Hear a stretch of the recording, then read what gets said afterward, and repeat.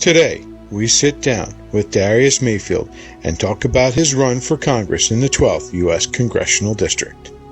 For the last 4 years, honestly, what I've seen from some of our elected officials who so easily and just so disparagingly talk down about their constituents, and really it just wasn't something becoming of elected officials. I don't care if it was a Democratic official talking about Republicans or if it was a Republican official talking about Democrats. At the end of the day, we're all Americans, and I'm sure we're going to get into this later, but that's why one of my saying is not black, not white, American. That could also be said not right, not left, American, whatever people want to turn it into. But I believe that everybody is owed respect. Everybody is due respect, especially when you're an elected leader.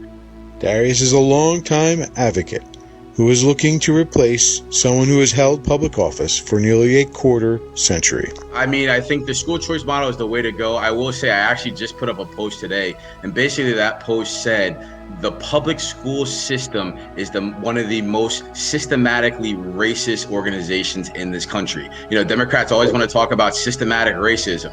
The public school system is nothing but systematic racism, just like what you were just saying. Especially when you go to these places like the Newarks, like the Camdens, like the Plainfields in different areas. It's really, really bad, man. I can't even express it enough. It's just really bad. It's really sad. Hello there, ladies and gentlemen. My name is James Baldini. This is Joe LaBarbera. Very good. And go ahead, Joe. I'm the president of the Skylands Tea Party and vice chair for the Sussex County GOP for communications. And we have the honor and the pleasure of meeting with one of our new candidates, Darius Mayfield, who is running for office, and his platform is incredible. And we'd like to get his message out to Sussex County. Darius, why don't you tell us a little bit about yourself, where you're running, what you're running for, and what your beliefs and views are. Yeah, James and Joe, thanks for having me, man. As I was telling you guys, I understand that the Tea Party is a huge constituency within the Republican Party. So I'm honored to be on here with you guys. I remember you guys when you first came out, some years ago, and you guys made quite a splash, not only in politics, but just in this country in general. And you guys really uplifted a lot of people and showed them that it could be done. You can start your own movements and, garner power and get the change, done that you're looking to see, honestly. And that's why one of my sayings is being the change you want to see, and you guys being the change we want to see, and you guys absolutely encompass that by just doing what you're doing. So I appreciate you guys having me on. And like you said, I'm running for Congress. I decided to throw my hat in the ring to run for New Jersey's 12th Congressional District, which encompasses places like East Brunswick, North Brunswick, Princeton, West Windsor, Trenton, Plainfield, about 31 different municipalities, one of the larger districts in the entire state of New Jersey.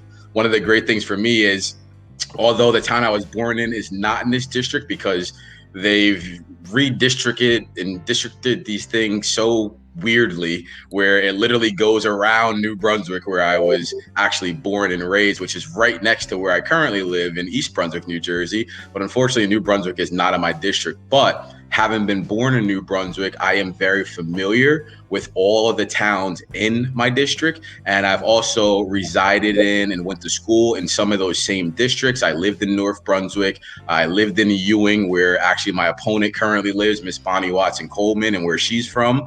I used to live out there a few years ago. I also went to school, middle school, as well as elementary school in South Brunswick, New Jersey. And, so I grew up all around this district, which definitely gives me some insight into the makeup of these towns, what people are looking for, what they're looking for in a leader and their politicians, because I do know these people. I know a lot of people from these areas.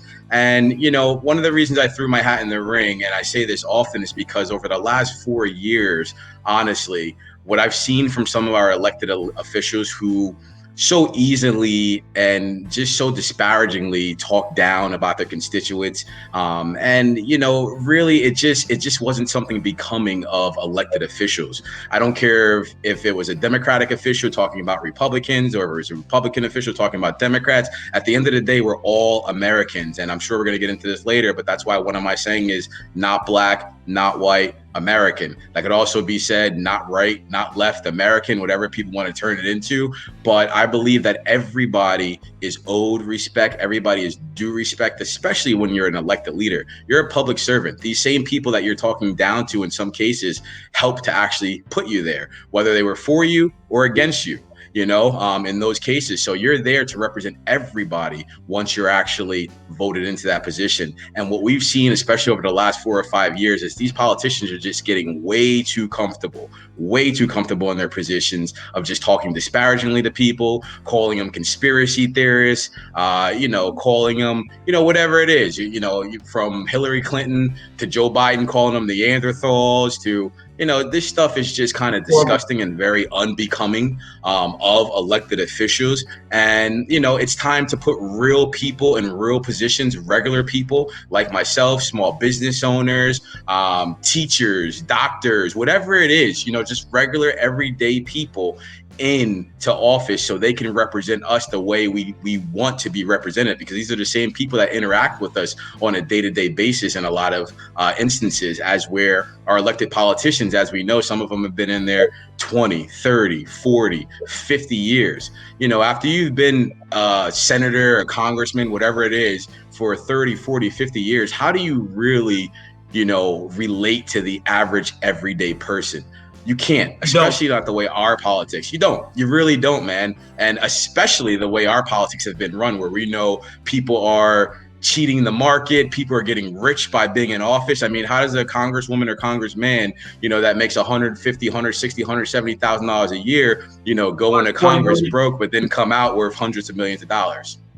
Like it's honestly, this is stuff that us, the regular people, have been talking about forever. This is not new to us. This is not controversial to us. We talk about it all the time. The problem is that these politicians are so disconnected, they'll never hear it or they'll never address it because they don't really care what we think. They don't really care how we feel. They're making their money. They've garnered their power. They have their minions, and they're just going to keep going forward the way they are until we, the people, decide to step up and take them out. So that's what I'm here for. That's the message I'm here to spread. And, we look forward to doing big things over these next couple of years. And you hit the nail on the head. They're completely for sale. And you're right, even on both sides of the political spectrum. We saw this with the neocons. It doesn't matter how crazy the special interest group is, how whacked out they are. They will follow any movement that pays or lines their pockets. And one of the terms I'd like to throw at you, and I'd love for you to use, is political aristocracy. Just like we in America, we got rid of the aristocracies. We were the first country to put in our constitution, we don't care if you're a duke, a lord, whatever. This is done. We're not playing this game anymore. Now we have a political aristocracy. I mean, when you see a senator who's the son of a senator, and his sons and daughters get to go to the Ivy League because I'm sure they're so qualified, and they become senators. This is starting to look and smell a lot like an aristocracy. And we threw this off 200 and something years ago. I mean, my maternal ancestor fought the Pennsylvania line as part of the American Revolution. When he was trading shots with the Redcoats, I don't think he was foreseeing a political aristocracy that was going to loot his descendants' fortunes as they tried to make their way in America. So your platform sounds wonderful to those of us in the Tea Party. Well, I definitely appreciate that. I looked at your website. You have 3 major issues. You want to dive into what your 3 major issues that you want to tackle as a congressman? Yeah. So, my issues would be unity, school choice, and of course, for the state of New Jersey, taxes, especially property taxes. With unity, it goes back to a little bit of what I was just talking about, as where we're not black, we're not white, we're American, we're not left, we're not right, we're American. And, at the end of the day, what we've been living through the last some odd decades, to me, is really not true democracy. A 2-party system is not democracy at the end of the day, and that's why groups like you guys, the Tea Party and everything, started popping up, and understood that in some cases we had to work within the system in order to kind of break the system up and give everybody more options in this country. Because when you have just 2 sides, what we found is between those 2 sides and all these guys and girls being in, Senate and Congress for decades, at the end of the day, they're really not each other's enemies. Not that they should be, but they're working together more often than not, more often than the public actually realizes, pitting the people against each other to ultimately enrich themselves and gain more powers themselves, while really not getting much done for the actual people. So, as far as unity, and I'm having some great success right now. I'm getting a lot of great words about Democrats wanting to ultimately cross over the aisle to vote for me in this district. It's something that I'm very, very conscious of, something that I'm working very hard on, as well as independents, as well as Republicans. I think with Republicans and conservatives, I have a little bit of an easier time because you guys have got to see me over the last 3, 4, 5 years. So you understand that I'm in it to win it. You understand where my values lie. And that doesn't mean that I don't still have to work on that side as well. We'll keep doing events. We'll keep doing voter registration events. I'll keep speaking at events and, keep meeting with everybody to keep getting the word out there. But in order for me to win, I'm not blind to the fact that, I'm going to have to, one, increase the numbers on this side, just pure numbers of the people that actually come out, and as well, reach across the aisle and deliver a message that lets people on the right and people in the middle understand that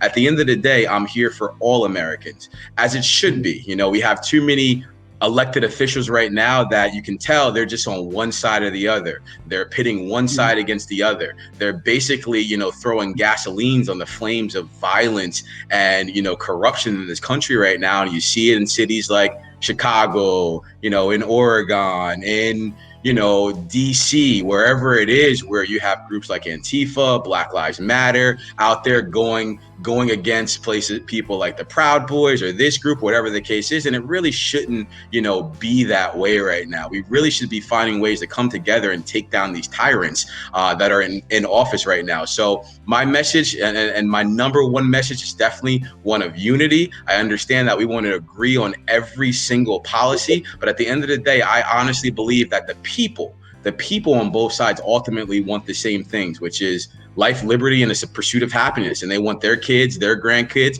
to have a better life than they did. They want them to have more opportunity than they did. We won't always agree on the tactics on how to get there. And I understand that. And I also think I'm an intelligent enough candidate to actually navigate my way through that and intelligently articulate my positions and, bring people to the other side so we can work together and get these things actually done.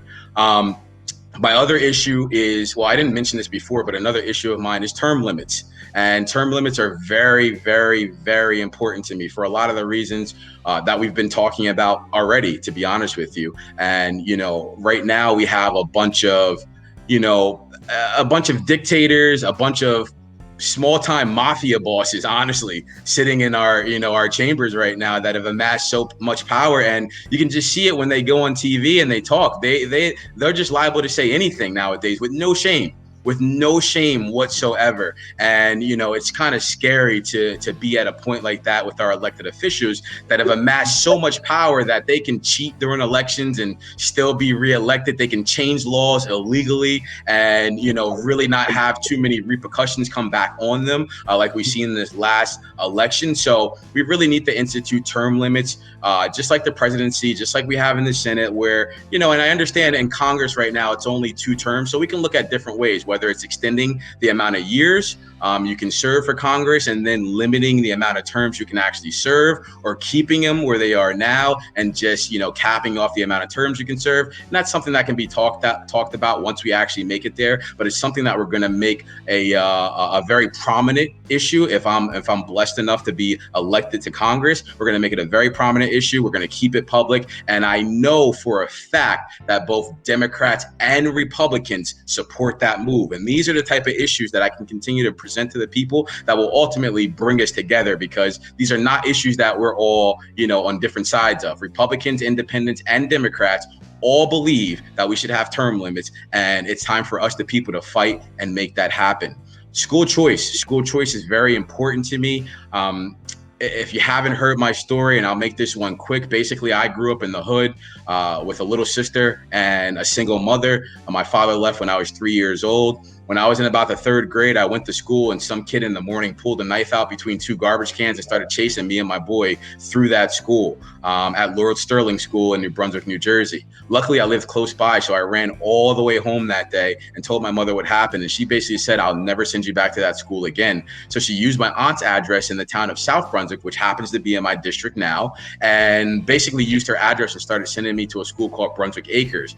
Man, what a difference. What a difference. And I got to tell you right now, although it was majority Caucasian there, I didn't feel any racism. I never experienced racism in my life until a few years ago, and that was from a brown person, to be honest with you. So I had white friends growing up, did sleepovers, everything, and there was no problems. I really learned a lot, but I really learned about the best of both worlds. But about a couple of years into that, or a year or so, the school came to my mother and called her in for a meeting and basically said, we've been watching you and we found out that your son doesn't physically live at this address. So you have 2 choices. Either we're going to charge you all the money that we're going to fine you for doing something illegal like that, or you can take him back to New Brunswick and we'll even let you pick what school you want to send him to, because we understand you had problems at one. We'll let you pick the school. Now, you know, my mom continued to fight him, and she told me the other day she went off on them. So it was really a battle for her, but they ended up kicking me out for a little bit. I went back to New Brunswick, and my mom chose to send me to Woodrow Wilson School, which was obviously she wasn't going to send me back to Lord Sterling.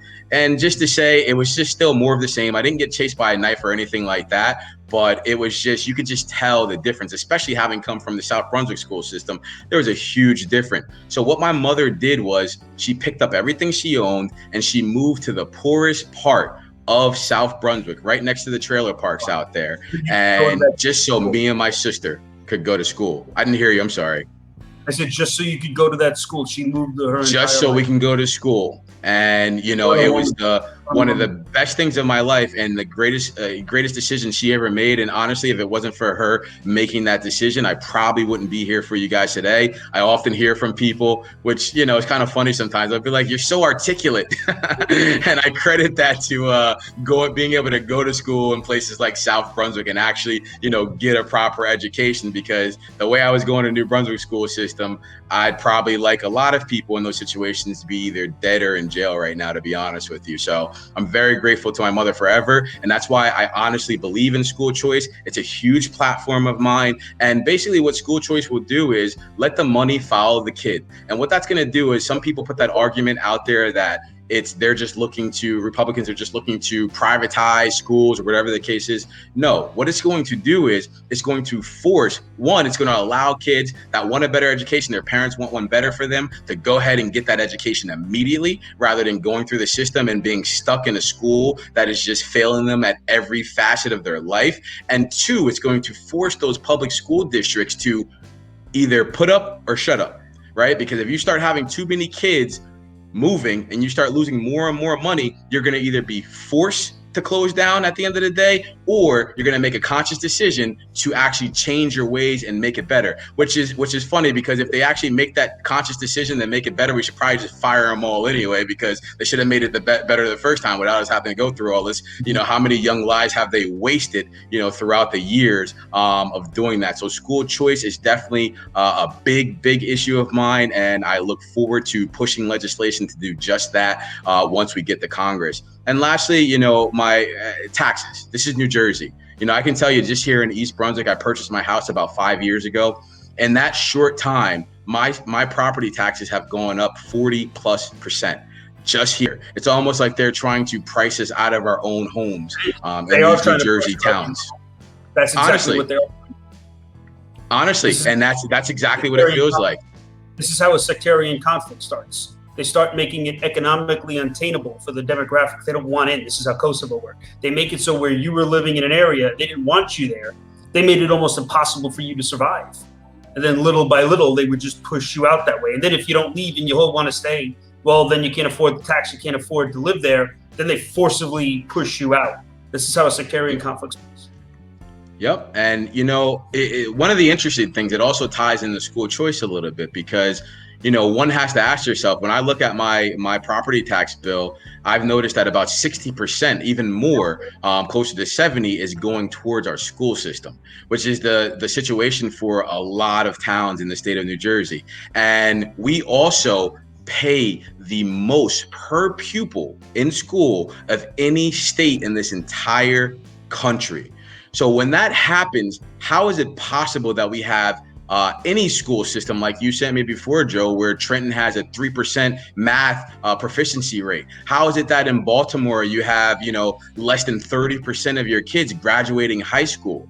How do we have, 20-30% proficiency rates in reading and writing and social studies and these things? It's really nonsensical. It's really a slap in the face when people really look at what's going on and really look at the results that our elected officials have been delivering us. So I understand that property taxes, a big part of that has to do with our school system and how much we pay per pupil. It also has a lot, especially in this state, to do with corruption. And I know that's a blanket statement right now. And, once I'm actually in Congress, I look forward to working with different people and different organizations to find out exactly where a lot of that corruption is happening. But we know it's happening. We know it's been happening in New Jersey for a long time. And it's time to really get serious about rooting those things out and exposing them. And I suggest I look at corruption as a root cause issue. Corrupt systems, and I got to investigate a bunch of them in Afghanistan. Those guys are really good at it. The corrupt system, what they do is they start putting shiny objects in front of you. They start throwing scapegoats in front of you. Never get focused on the scapegoat. Look at the root cause. What is the root cause of the system to begin with? For education, I don't know what you think about this, but do the teachers have any power in these schools? I mean, when I was in elementary school, if you smarted off to a teacher, they threw you through the wall. Then when I got to intermediate school, and I'm talking Staten Island, I see kids 16, 17 years old in the 7th grade cursing the teachers out, threatening the teachers, and they couldn't do anything. So it's funny you said that, because in some schools, and you're 1,000% right, and that's why it's not just congressional seats, it's not just the gubernatorial race, it's these school boards, it's city councils, and I'm encouraging and I'm happy to see patriots all over this state and all over this country right now running for the smallest to the biggest of offices, because that's where we can make a difference. And to speak to your point of what you were just saying, what have we seen over the last few years? We've seen school systems call the cops on 3rd and 4th graders. They call the cops to come in and discipline or arrest 3rd and 4th graders. About that. Kindergarten. That's crazy. That is so. And if I was a police officer, I come from a family of police, and I've been in positions of authority, and you tell me I'm going to arrest an 8-year-old? Come on. Mm-hmm. Come on. I mean, just think, that's especially the Democratic Party. They believe that they're, kids' moms and dads. That's why they don't want us to call them moms and dads anymore. Look at what happened with the, I was just talking about this earlier in another interview. Look at what happened with us, passing the marijuana law. Whether you agree with it or not, the people they voted to make it legal, right? And then what did our legislator do? Our democratically led legislator do? They started putting all this junk in there. Yeah. Yeah, they started putting all this junk in there and basically put something in there saying that cops would be charged legally if they were to ever let the parents know that their kids were either underage drinking or smoking weed. So Democrats believe that they are our dads and our moms. They want to rule over us. They want the system. They want the man to be in charge, and big government to be in charge and tell us what we can, what we can't do, what we should and what we shouldn't do, how we discipline our kids. I mean, like you, Joe, and you were just speaking to this a little bit. When I was a kid, I got my butt whooped, man. And I'm not saying that's the best way to do, everything, here and there. But listen, we got corporal punishment growing up, and it did us a lot of good. It really did. So you hit it on the head. And I will say this, I was like a little bit of a wild child growing up. So there was one point where my mother just couldn't handle me anymore, and she sent me to live with my pastor in Newark, New Jersey. I will tell you this, and I always tell this story. I walked in the first day. I went to Velsburg Middle School. We're not talking about college. We're not talking about high school. Middle school. The first thing I saw when I walked up the steps is this girl run up behind this guy and stab him in the neck with a plastic fork. It's the first thing I saw when I got to school my first day. When I got to my first class, I don't know if you guys ever seen the movie Dangerous Minds. You guys ever seen that with Michelle Pfeiffer? Michelle Pfeiffer, yeah. Mm-hmm. Well, It was just like that movie, as to where when I walked in class, people were just sitting on top of their desks, shooting spitballs at the teacher, cursing at the teacher, throwing papers at her. This was school was like. 1987, 1986. That was 8th grade intermediate school where I went. Yeah, I got you. Exactly. Yeah. So there's, we have problems, man. And like you just said, the teachers don't have any power. They're afraid to discipline kids, based off, the parents' reaction, the school board's reaction. And you know what? Most importantly, parents need to get back in their kids' lives and, be in more control, attend PTA meetings, whatever it is. And that's why we need to make sure Patriots get elected to these school boards, because these are people that understand that fact and they can actively get a lot of these parents involved and start the conversation. Absolutely. Darius, you mentioned it before about money and the money in the school districts. I've heard people talk about this being they've monetized poverty. They've monetized poverty in the cities. They've monetized it, and this is being one of those models using the education system where you have these driven around in limousine board members for these schools in these big like Newark schools and what have you. You see this happening, and then you see in the classroom a description that you just gave from Dangerous Minds, where the teachers aren't being supported, and the kids are being just tossed aside. There's this, we talk about continually, we hear about how education is supposed to be the path to a better society for a lot of these poor kids, and you're speaking to that model about how to fix it, and seeing that the model is broken. I don't think that they think the model is broken. They look at it and they say, oh, we're number one in the country, but we're also 39th in the world, or we're 23rd in the world for math and science, but we're number one in the United States. And so I'm concerned that that they're going to try to flip that script on us, and I love to hear you talking about how you're passionate for it, and I completely support that. What do you think is the next step? Let's say you get elected. Are you looking towards having a national voucher system? Are you looking to do what a lot of congressmen aren't willing to do, which is pressure the New Jersey legislature into doing the right thing? Everything you've said, I've heard the right thing. Are you able? Do you think you'd be able to or willing to pressure the New Jersey legislature and New Jersey governor into creating a voucher system or a school choice model? Yeah, I think the school choice model is the way to go. I will say I actually just put up a post today, and basically that post said the public school system is one of the most systematically racist organizations in this country. Democrats always want to talk about systematic racism. The public school system is nothing but systematic racism, just like what you were just saying. Especially when you go to these places like the Newarks, like the Camdens, like the Plainfields and different areas. It's really, really bad, man. I can't even express it enough. It's just really bad. It's really sad. And unfortunately, a lot of people in these situations have gotten more and more comfortable with these conditions, including the parents. So absolutely, to answer your question more directly, I'm fortunate enough to be in contact with both of the top two gubernatorial candidates right now, one being Jack Ciattarelli, one being Phil Rizzo. So I feel like me cultivating those relationships and, ultimately supporting whoever it is that gets the Republican nominee, which I think is very important for us to even have a shot at winning the gubernatorial race in November. I think I'll have a close enough relationship to where I can personally call on one of these individuals or go meet one of these individuals to absolutely pressure the legislator in New Jersey to pass some type of school choice reform. Now, I think that would probably be the first avenue I go through, knowing how divisive and how separated, our House of Representatives is right now. And hopefully that changes. We're looking for a red wave in the midterm. So hopefully we have enough support where we can really just start getting things done. But we still have a president at the top that may not be willing to sign certain legislation, because I don't know. Come on, man. You know how he is. But supposedly his boss is for charter schools. Supposedly his boss, of course, his boss being Obama.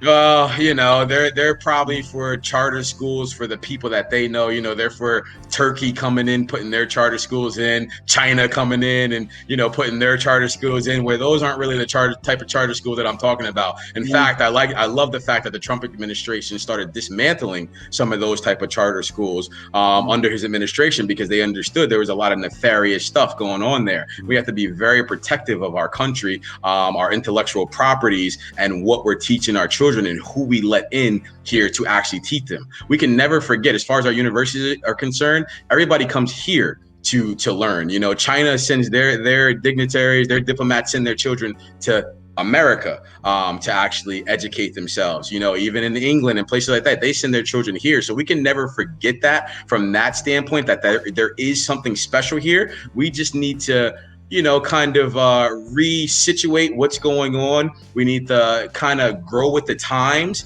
and we need to understand that there are some places where we have seriously failed our children, and we failed them for decades now. And the worst part about that is we can't get that time back. There's been generation after generation that have just failed out of school, where we have 20, 30, 10% dropout rates, 5, 10, 15% proficiency rates. That's just unacceptable. And those are generations that are lost. But again, I think I can definitely, and I would want to work directly with the New Jersey legislator to make sure we put forth a strong school choice bill, strong school choice legislation to create a model for the rest of the country. And I think if I'm able to do something like that and work with our legislators to get that done, it'll give me a lot more political clout and approaching our actual federal government to try to get something done on a more massive scale. And once the money's set, a task force needs to be built of really phenomenal educators who have a lot of familiarity with failing schools. And they need to go school by school and case by case and fix each school. Because you can't just throw money at a problem where there's already a root cause that's bringing it all down. And I believe that in a lot of areas where there's failing schools, it's a multifaceted issue. There's a lot of problems there. I mean, it could be teachers union, it could be the teachers themselves, it could be the local politicians, it could be issues that are going on in the community. So a task force that is able to go in and do deep dives in every single area. A failing school in Brooklyn may be very, very different from a failing school in South Central LA, from a failing school in Chicago, from a failing school in Bloomington, Indiana, failing school in New Brunswick. So that ability to look and go piecemeal and then apply the funds wisely, as opposed to, hey, teachers, or hey, contractor or crony government guy, here's $20 billion, have a good time. And that ability to run a task force, I think that'll be the ultimate value. And I think it's funny you said that. It's funny you said that, because I'm not sure if you guys are aware of this, but what's going on right now, I was just talking to somebody the other day and just recently learned about this, in that COVID bill that the Biden administration passed not too long ago. Basically, as always, all the states are being allocated certain monies, and they're all being allocated money for education. And what I've been told is what Phil Murphy is doing is basically pulling money back from those suburban rural areas and injecting that money into the places like Trenton, New Brunswick, and places like that. Now, here's the problem. Exactly what you just said. We're just throwing more money at the problem. There's no cognizant plan. There's no plan of how to wisely use that money and make sure 5, 6, 7, 8, 9, 10 years from now, we went from 3% proficiency rates to 70%. And I'm not talking about going up to 25%, because even 70% is still unacceptable, right? Especially when you have a school in the next school district next to you that has 80, 90, 95 percent proficiency rate. So we need to stop lowering our standards and make sure we keep the pressure on them. And I agree, we need to have watchdogs that are watching this, and we need to have people that are reporting back to the public, letting them know, okay, well, Phil Murphy increased, Trenton's education budget by a whopping 50%. But guess what? They still only have a 3% proficiency rate in math. Where did the money go? And Darius, unity of command. Whoever runs this show, they got to own it, and people have to answer to them. It can't be this rule by committee thing, which I see all over New Jersey.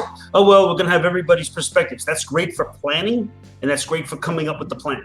But when it comes time to execute, you need somebody to own it and run it. Well, and yeah, and you Darius, need, I've heard you said before that you want to put like teachers on boards and stuff like that. You need professionals. You need the experts to get out there. And one thing I can promise you guys, kind of like what President Trump did, is I will always consult the experts. I will always consult professionals. This is not about me gaining power and getting up there and just thinking that I know everything, because most things I probably don't know, but I'm willing to learn. I have an open mind. I want to find real solutions, tangible solutions. So we're not sitting here 4 or 5 years from now still talking about the same things. Those days are done. Yeah, you mentioned money. The Asbury Park spends $42,000 to $45,000 a year per student, and that's one of the Abbott districts. And it sounds to me what you described, what Biden wants to do, is the exact same thing that's done here in New Jersey, where they take money from the wealthier districts and they dump it into the poorer districts. And that's Asbury Park is one of those districts. It hasn't improved the education in those districts at all. It's, in fact, they've declined in some respects. And if you take the numbers, if you were to take that $45,000 that you spend on that child in Asbury Park, that would fund 2 years, almost 3 years of a student in even a parochial school, where they could go to a parochial school and they could get that level of education for 3 years versus the 1 year in Asbury Park. So I mean, there's you make a great point. You definitely have all the background with this, because your story lays out exactly why school choice works. And I think that is a message that can't be beat, that no Democrat or a anti school choice person, because it can be on both sides, can sit there and argue with. They can't argue with that. You're a real story on that. Definitely a real story. I love that. I'd like to pull up a picture of. Go ahead, Joe. I'll let you go ahead. You say what you're going to say. Go for it. I was going to pull up the picture of you helping out your community, because you have, this entire time, everything you've been talking about has been helping with your community and helping out with wanting to run, but you've actually gone into the trenches per se and helped it out front line. Am I correct? The picture I'm about to show, let me pull that up. This is your website, of course, and as we scroll down, we see your message. But here, this picture, I don't think I have ever seen a congressman carrying 2x4s on their way to help out the community with a group of other people. Usually you get photo ops. I mean, there's some Congress people out there who do it for a photo op. You are clearly not doing this as a photo op. This is a team working together. So can you tell us what you're doing with this picture? Yeah, this is actually part of my American cleanup efforts. And, it's funny that you said that, because I definitely had some, whether they were people running for office or sitting members in office, reach out to me when we were doing some of these cleanups. And I told them all the same thing. I said, listen, because they wanted to bring cameras, this and that. I said, listen, we're out here to really be the change we want to see and to help people. This is not about a photo op. This has nothing to do with politics.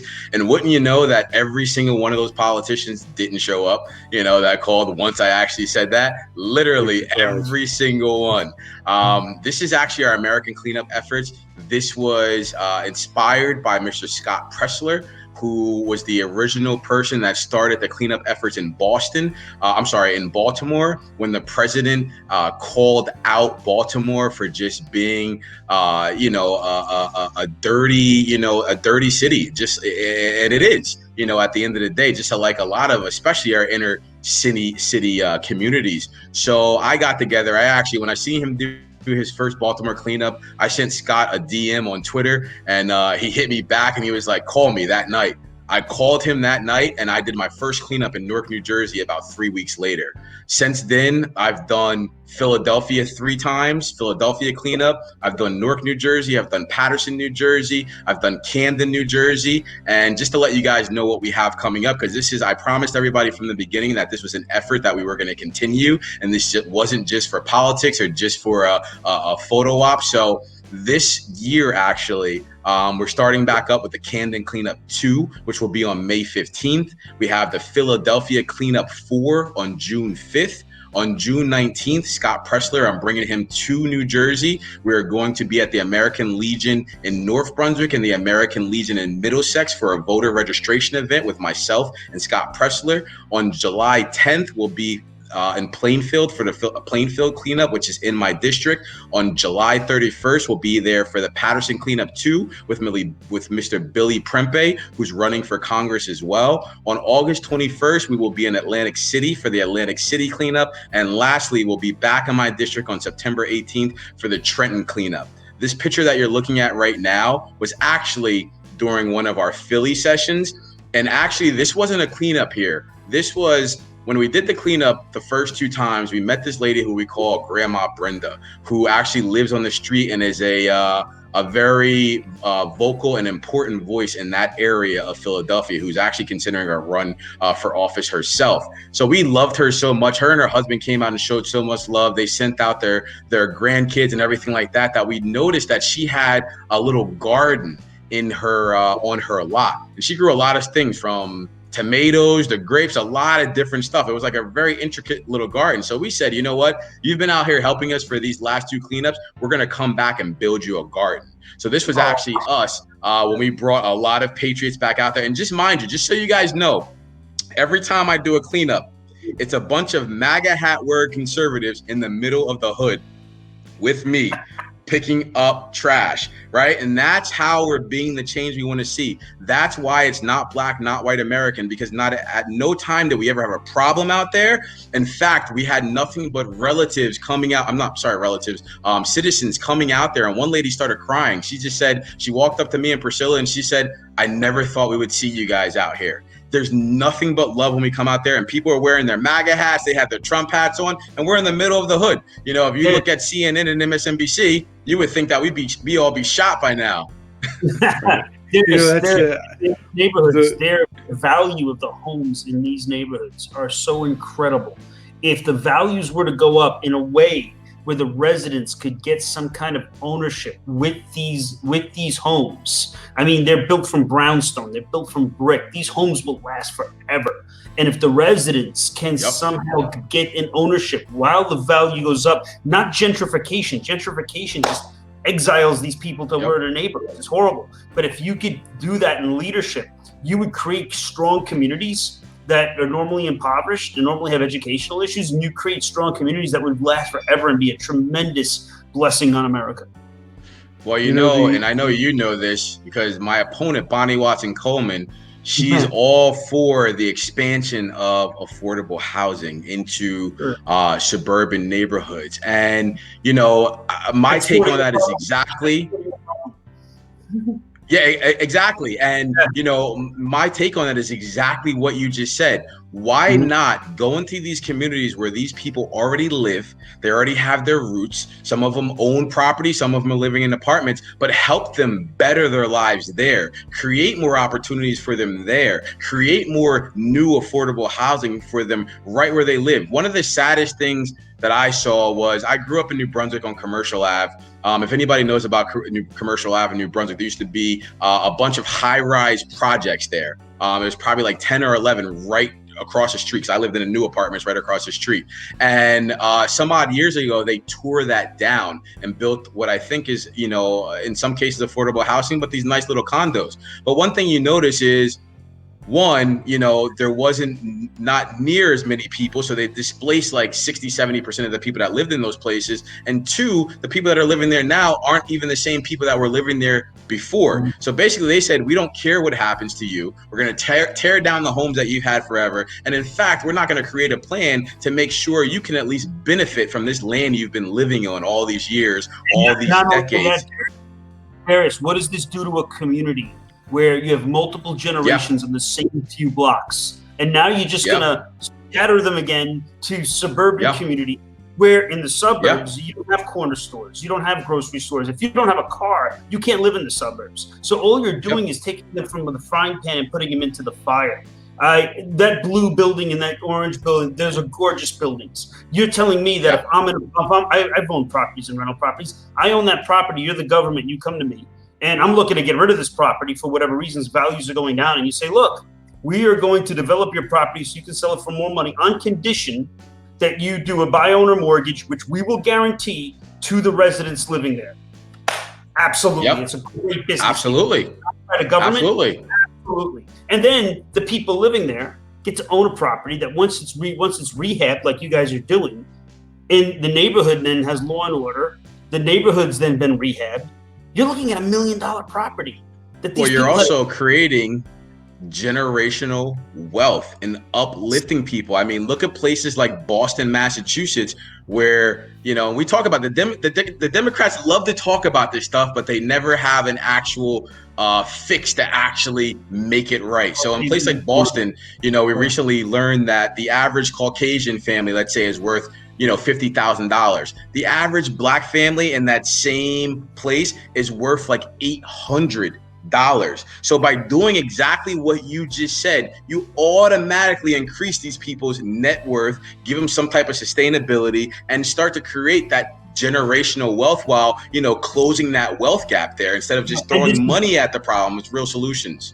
This is good government that both sides will get behind. This is called, well, not the corrupt side. Not the corrupt people don't want to see this. Corrupt people want to, let's do affordable housing in some random suburb so I can pay my developer friend and I can get a kickback. That's what they want. But for people who care, this is ideal. And to bring back the wealth and value of these properties in the cities and let the people living there partake in it, this is good government.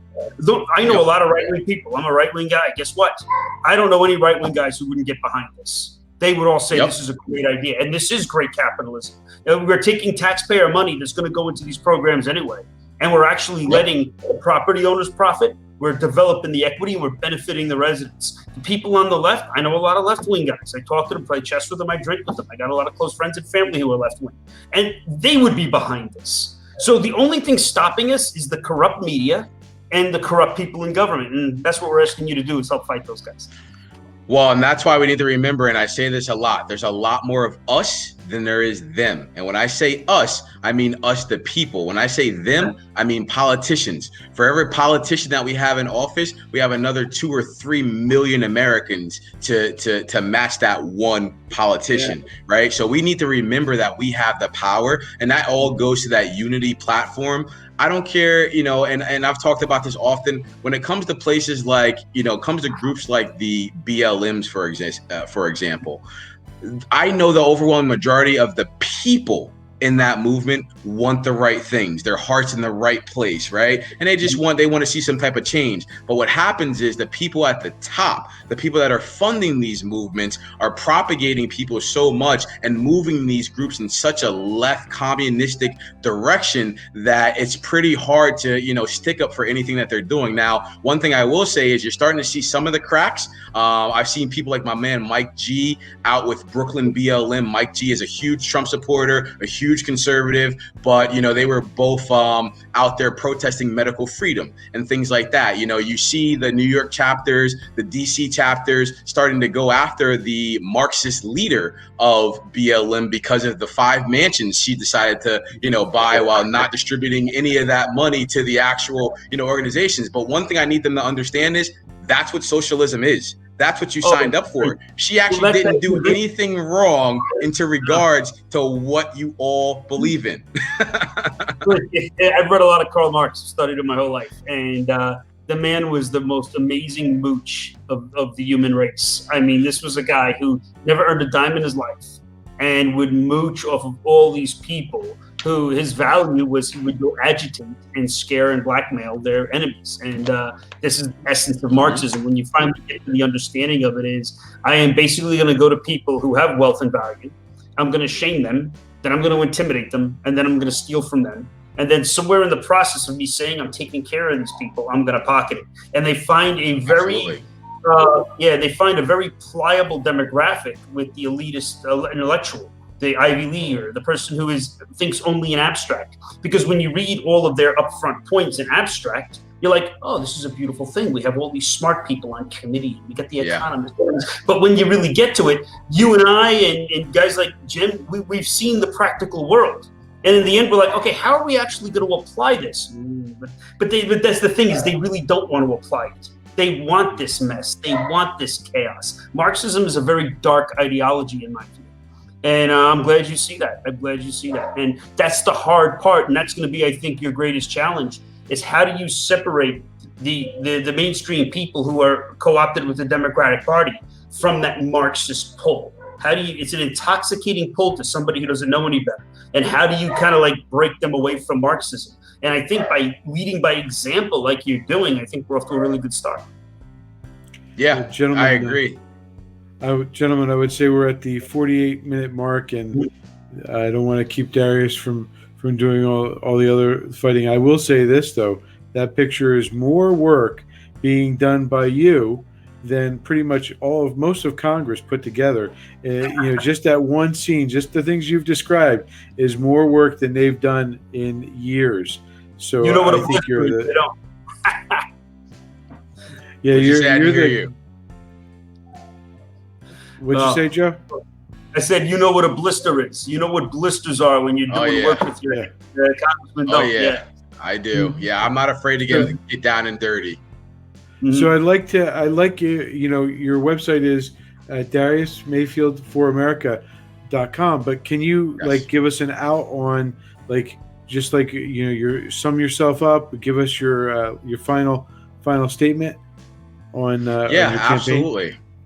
Yeah, you guys can definitely all go donate to my campaign and actually see my platform at DariusMayfieldForAmerica.com. You can also find me on Instagram at Darius for America. So that's at Darius for America. On Twitter, I'm at Mr. Mayfield USA. And then on Facebook, you'll see my professional page, Darius Mayfield for America, and that's spelled FOR. And in closing, man, first of all, I just want to thank you guys for having me on. And I want to tell everybody out there that I'm pumped.